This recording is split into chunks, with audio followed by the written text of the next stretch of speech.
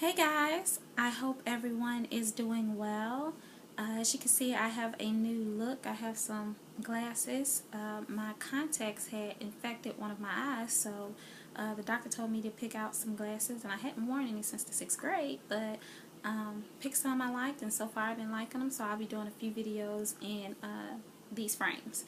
Anyway, today the topic is I've had sex, but now I want to be celibate. Now what? And so a lot of times we get caught in that. We think, okay, just because, we're not virgins or we've had sex before, that we can't stop having sex. And that's totally untrue. So I'm celibate myself, and so I know that it can be done. It's hard, but it can be done. The first thing you need to do, if you've already had sex, and I'm not sure whether it's your boyfriend or whatever, but you need to forgive yourself. That's the first thing, forgive yourself for making that mistake, because I had issues with that, and the guilt will consume you. It will absolutely consume you. So definitely make sure you forgive yourself for making that mistake and move forward, and just make sure that you do everything you can not to make that mistake again.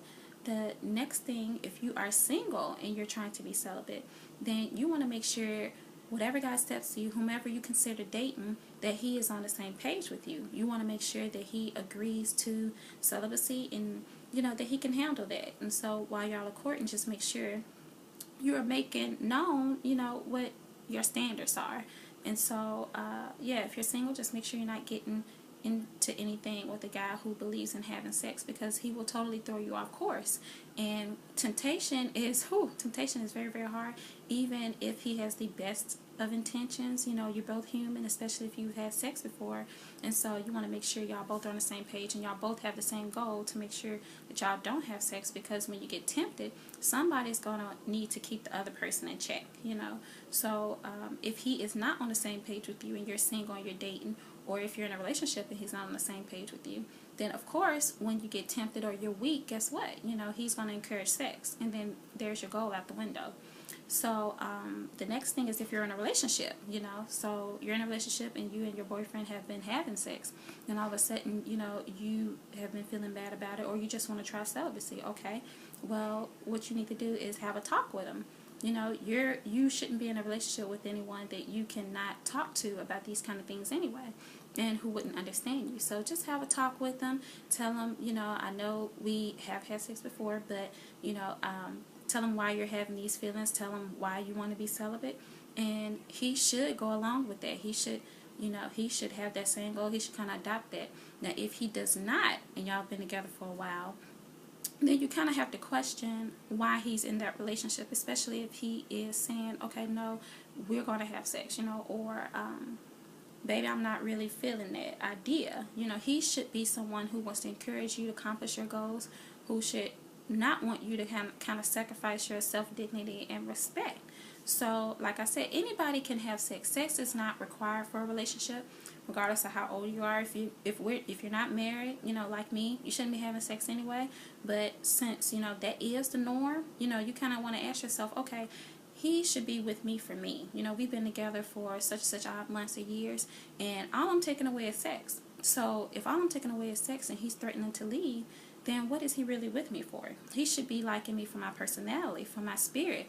He should understand where I'm going in life. And so if all of a sudden sex just disrupts everything, like I said, you need to question why he is really in that relationship.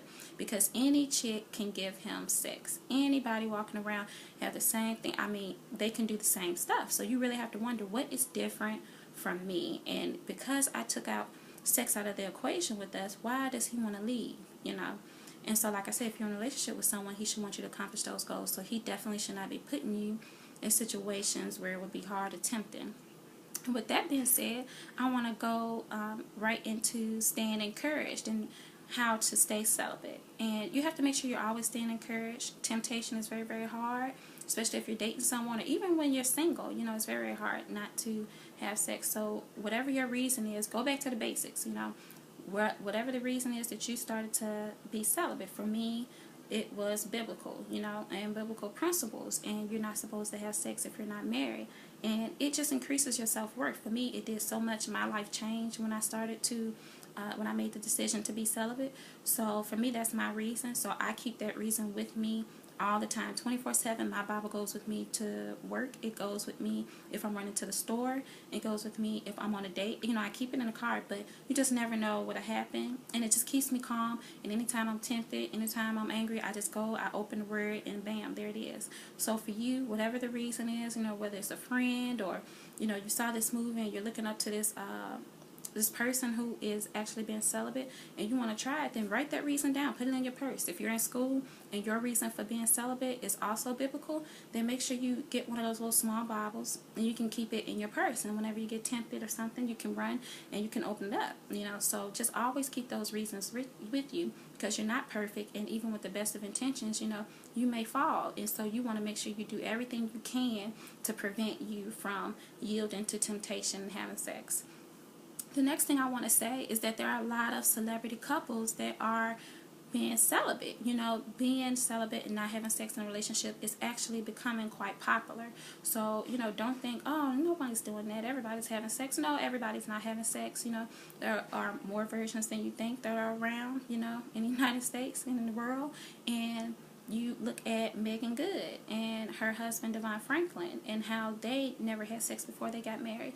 And, you know, she's a beautiful woman. He's a great looking guy. So, you know, you can't say, oh, well, that's just, you know, for ugly people. No, you know, people want to make sure they're getting married to the right people. And when you put sex in the equation, it jacks everything up. You know, you're blinded. You can't see his or her errors, you know, and what's really, really going on, because you are so into the sex, or, you know, you're with them because of the sex, or the sex is this and that to you. And so you want to make sure that you are actually taking time to get to know that person and figuring out if you can deal with these flaws that they can deal with yours, you know, because you will be with this person for a while, especially if y'all make it to marriage. And even if you're in school, you're in middle school or high school, you know, those times are critical, and you want to make sure you are with the right guy who's not going to tempt you. You need to be focusing on grades, focusing on what you want to major in college. Like that's just critical. That's your whole life right there. So you always want to make sure you're dating the right people. You also have Heather Lindsay and Cornelius Lindsay. They got married. They didn't even kiss before they walked down the aisle. So, you know, there are guys that are willing to wait and not have sex. I just was in a relationship with a guy who's agreed to not have sex, and, you know, great guy and everything. We actually broke up, you know, because it's hard for me to balance having a relationship, you know, keeping God first, and then pursuing my purpose. So, but we still have a great relationship to this day. He actually agreed to it. He's a guy who has had multiple relationships, great looking guy. So there are guys, girls, there are guys who are willing to accept that. And he never got out the way with me, always respected me, all of that great stuff. So don't think that it's not possible. Don't think that you'll have to settle for a guy who isn't where you want him to be because you don't want to have sex, because that's not true. It was one of my best relationships, and we didn't argue as much. We can still call each other to this day, and that's because we did it God's way. That's what I really believe. Also, like I said, just don't worry about that. Don't worry about having to settle since you're not giving out sex, because if you are waiting, like I told you before in the last video, if you are waiting for love, and you want that guy that God has made for you, you know God wouldn't tell you to have sex before marriage anyway. So that guy that's for you, he's going to be attracted to your spirit, to your purpose. He's going to want you to do great things. So if you wait on God to send that man, you won't even have to worry about settling. You won't have to worry about, okay, how's he going to feel about, you know, celibacy or not having sex, because he's going to understand that. He's going to want you for not just sex, you know, for your mind, for your purpose, for your goals. You know, he's going to be attracted to your spirit and your personality. Y'all are just going to click. So that's the importance of making sure you're waiting. So that's it for today, and until next time.